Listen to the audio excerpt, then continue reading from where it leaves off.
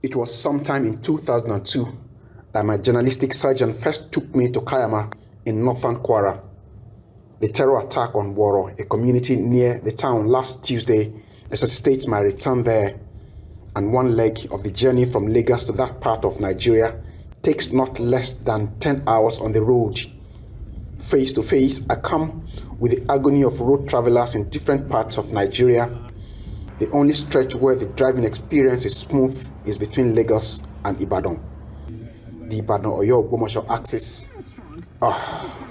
Sometimes navigating Nigerian roads could be very, very chaotic and frustrating, to say the least. We are somewhere in Ogbomoso on our way to Woro in Kaiama local government area of Kwara State, to where some terrorists just attacked a community there.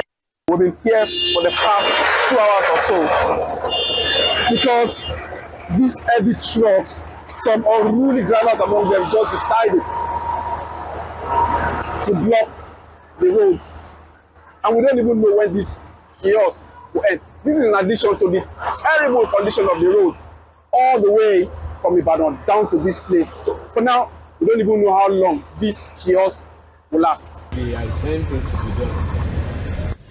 We somehow scale the hurdle and off we go deeper into the nightmare and the living danger that the road has become to road users, with an unending construction work that has actually lasted almost 26 years. The next stretch, Ogbomoso-Igbeti-Kishi, paved and appears like a different experience, but it is somehow lonely.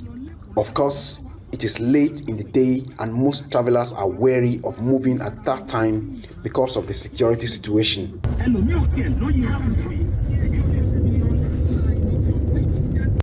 Sun sets, but we can't stop moving. Our destination is still very far. Then dusk, and yet we must continue the journey. Through the pitch darkness we pedal, our car headlamp piercing the night and the fading sound from the car radio signal, our only company. I find it a little bit odd that almost 25 years after my first visit to the area, not much has changed in terms of road and other infrastructure. In the loneliness of the night, we turn into another very dangerous portion, the Kishi-Kaiama road. It remains unpaved, bumpy, and very harsh, dangerous to travel, especially for those unfamiliar with the terrain. Minutes dissolve into hours as the journey slows down considerably. We move and discover that a bit of the road is now paved and we can journey faster again as we see light ahead from a far distance, signaling that our destination is now close by. Finally, we arrive, but the town has retired from the hustle of the day. Calm has taken over, awaiting the noise of the next day of commerce.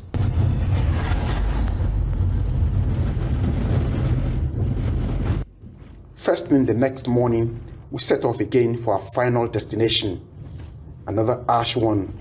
If the road to Kaiama is dangerous, then the one to Woro is fraught with more danger, including landmines. It takes another hour or so to drive through the vast expanse of land before we come face to face with our first most scary experience at the entrance of the town. Hours before our arrival, this truck exploded after stepping on mines planted by the terrorists as part of efforts to ambush the arriving Nigerian troops. After troops arrived at night, there was an attempt by the bandits to come back again, and the presence of troops stopped them from coming. But on their way out, they laid mines, and you notice a truck outside the village. That truck, unfortunately, in the earliest hours of that morning, was coming in, and then it landed and the mines exploded in it. Such is the danger, the horror that the terror attack has brought on the community, where not less than 170 persons were killed in the most brutal manner. Nothing better depicts the destruction of lives and property, that has been left on this community following the attack. I have 3 children. Okay. One Gaddafi and Yellow. The Yellow is a small picture here. I take him and put here and run together to it. Okay. All the 3 children we must be at the bush. Okay. My wife, one, yesterday I saw her, this Woro. Okay. To that woman, yell, Ije. I never see her at now. Woro has been deserted, but for a few residents returning to see what they can salvage from their destroyed homes, and others seeking news about missing loved ones, and of course, the Nigerian Army troops of Operation Savannah Shield and some police personnel.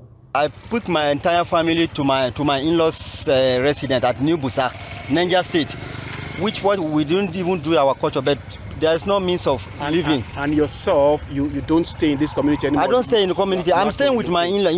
It's a self for us in our own tradition to stay with our in-laws, but there's no alternative. I'm staying with my wife, with my in-laws, in the same house, in the same residence at New Busa. The community in total wreck. Now, public power, phone and internet connectivity are all off. Not even very basic supplies such as table water or even a loaf of bread can one access here. The first meal after 24 hours. But I see in the midst of the horror a people who still show a bit of resilience.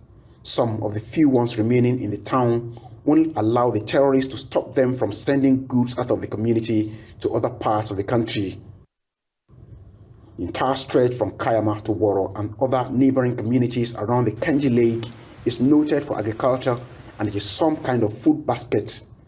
Yam, corn, beans, and other food crops are cultivated in abundance. The reason it is surprising that the authorities have for years neglected such an important area that has a lot to contribute to Nigeria's food security. It is a most difficult moment in the history of Woro community. The Nigerian Army troops are here keeping its company and ward off any possible repeat of the attack. But is boots on the ground enough? Certainly not. A more holistic socio-economic development that will give the people a sense of belonging and possibly discourage their youth from aligning with hardline jihadists is required. Woro and adjoining communities must not be allowed to fall to terrorists. Its implications will be too grave, we observe, as we take our leave of the Axis. Tokumbo Oyetunji, Arise News.